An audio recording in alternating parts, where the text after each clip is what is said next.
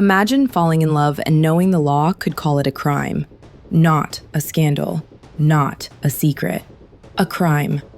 Today, I'm sharing films about love between women in places where that love was illegal or treated like it should be.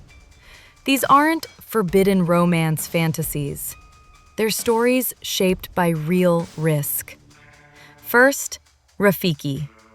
Set in Kenya, where the law has allowed prison sentences of up to 14 years for same-sex intimacy, and, in some circumstances, even longer. Rafiki feels bright and tender, and that's exactly why it hits so hard. Because every smile has consequences. Next, Circumstance. Set in Iran, where the penal code criminalizes same-sex sexual activity.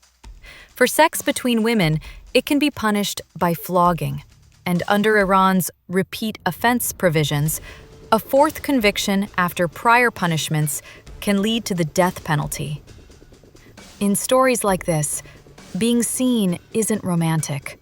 It can be dangerous. Then there's Ife, from Nigeria, where, under federal law, consensual same-sex intimacy has carried a maximum penalty of 14 years in prison. And in the last decade, legislation has also set penalties like up to 14 years for entering a same-sex marriage or civil union, and up to 10 years for things like participating in gay organizations or even public displays of same-sex affection. Ife is quiet and close to the skin. Two women trying to exist in a world that refuses to make space for them. When a hug can be treated like evidence, tenderness becomes defiance. And Fire, from India, made in a time when Section 377 still criminalized same-sex relationships.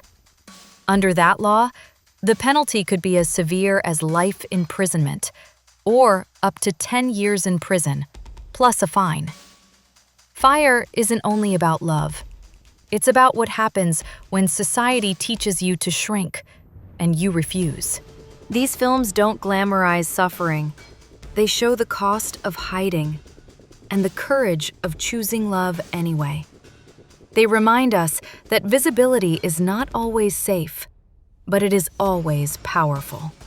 Thanks for watching. If you want more WLW films, stories, and characters, subscribe and turn on the bell. See you in the next one.